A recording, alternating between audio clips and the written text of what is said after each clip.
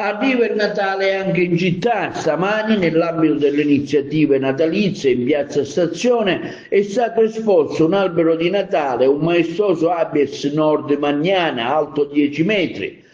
Dopo le festività l'abete sarà piantato nella Villa del Sole insieme agli altri alberi. Da ieri sera, sempre in Piazza Stazione, sono state avviate le proiezioni del videomapping che rievoca i 2600 anni di storia delle città. L'artista autore ha apportato alcune modifiche al progetto, ricordiamo le svastiche presenti, su richiesta dell'amministrazione comunale per rendere lo spettacolo più coinvolgente e rappresentativo.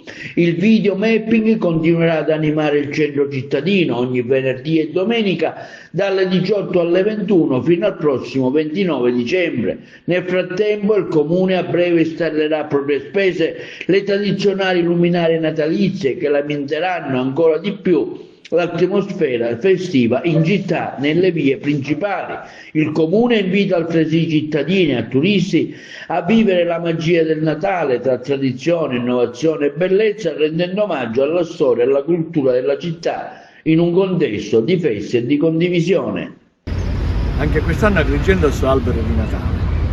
Quest'anno non è un albero che è stato tagliato dai nostri boschi o ridotto di Cammarata, ma è un albero con la zolla, è un albero che viene dal nord Europa, è un abete, e poi verrà, a fine festività natalizie, verrà ripiantato presumibilmente per la Natale. Abbiamo scelto questo nuovo sito perché nel sito originario, dove mettevamo ogni anno l'albero di Natale, abbiamo collocato il totem che sta a rappresentare proprio Agrigento, capitale italiana della cultura 2025, e quindi sembrava anche doveroso non spostarlo, è ormai diventato un simbolo per la nostra città, ma collocare l'albero proprio nelle immediate vicinanze per dare una continuità degli altri anni.